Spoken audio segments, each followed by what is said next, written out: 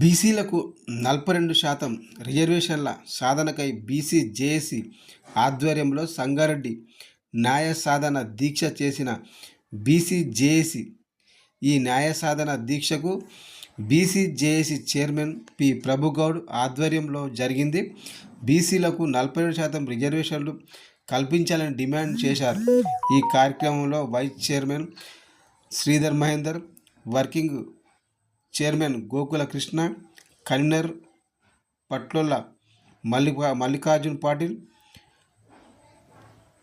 Doctor Srihari Lakshmi, co కన్వీనర్లు Rajeshwara Swamy, Chandraiah Swamy, Nizamuddin, Rasheed, Srikanth, Sudhakar Goud, Sudarshan Goud, BC విద్యార్థి రాష్ట్ర ఉపాధ్యక్షులు సాయిభాష, చాకలి హనుమంతు, మంజులా గౌడ్, నాగమణి, మంగాగౌడ్, మానస, బి సంజీవ్ ప్రభు, జావేద్, గోపాల్,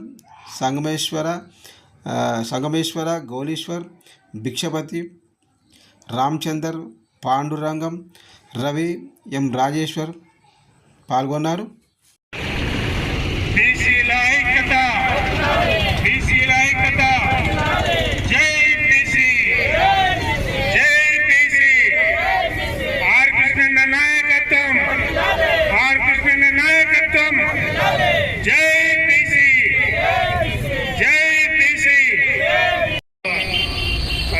రిజర్వేషన్ అమలు కొరకై మన జాతీయ నాయకుడు, రాజ్యసభ సభ్యుడు, జేఏసీ తెలంగాణ చైర్మన్ ఆర్ కృష్ణన్న గారి పిలుపు మేరకు సంగారెడ్డి పట్టణంలో న్యాయ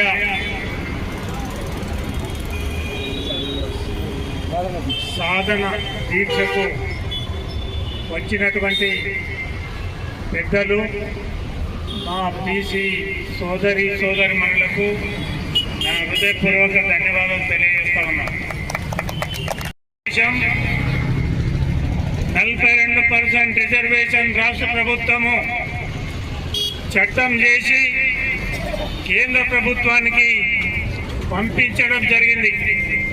కేంద్ర ప్రభుత్వంలో మరి అది నిలుపుదల చేయుటకు ప్రభుత్వం పంపిన 9వ షెడ్యూల్ను ఆపి రెడ్డి జేఏసీ అనే పేరుతో బీసీలకు అందిన 42%ని కోర్టుకు పోయి ఆపేయడం వల్ల ఇవాళ బీసీ ఉద్యమాలన్నీ రోడ్డుపైకి వచ్చినాయని కూడా ఈ సందర్భంగా నేను తెలియజేస్తా ఉన్నా.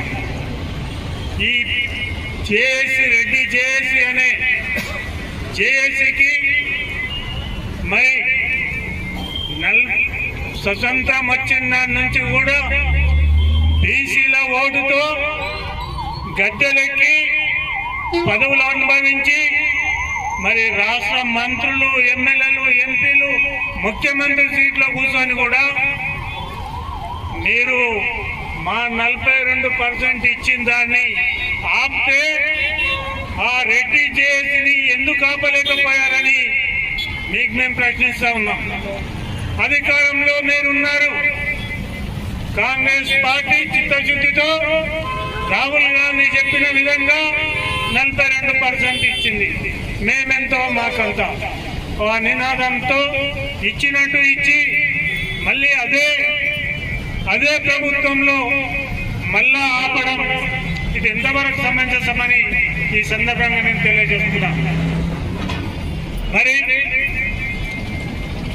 ఆర్ కృష్ణయ్య గారు చేపట్టే ఈ ఉద్యమంలో తెలంగాణ రాష్ట్రంలో పట్టణ స్థాయి నుంచి గ్రామ స్థాయి దాకా వెళ్ళిపోతా ఉంది. ఇది షాంపిల్ మాత్రమే. మరి రాబోయే రోజుల్లో ప్రతి గ్రామం నుంచి కూడా ఈ ఉద్యమము మొదలవుతుందని కూడా ఈ సందర్భంగా నేను తెలియజేస్తా ఉన్నా. మరి బీజేపీలో ప్రధానమంత్రి మన బీసీఐ ఉండి ప్రధానమంత్రి గారికి మా విజ్ఞప్తి, మా జనాభా ప్రతిపాదిక పైన మాకు 42% రిజర్వేషన్ అమలు చేసినట్టయితే మిమ్మల్ని బీసీలు మర్చిపోరని కూడా ఈ సందర్భంగా తెలియజేస్తా ఉన్నాం. మీ రాజకీయ స్వార్థాల కోసం బీసీలను అణగదొక్కడానికి మీరు వాడుకోవద్దని రాష్ట్ర కేంద్ర ప్రభుత్వాలకు హెచ్చరిస్తున్నాం, విజ్ఞప్తి కూడా చేస్తా ఉన్నాం. అదేవిధంగా మాకు రావాల్సిన 42% ఈ శీతాకాల పార్లమెంట్ సమావేశాలలో మాకు అమలు చేపించి బీసీల మన్ననలను పొందాలని కేంద్ర ప్రభుత్వానికి బీసీల ఓట్లతోటి గద్దెలెక్కిన పార్లమెంట్ సభ్యులకి, మరి రాష్ట్ర ప్రభుత్వంలో శాసనసభ్యులకు, మంత్రులకు, ముఖ్యమంత్రి గారికి కూడా మేము విజ్ఞప్తి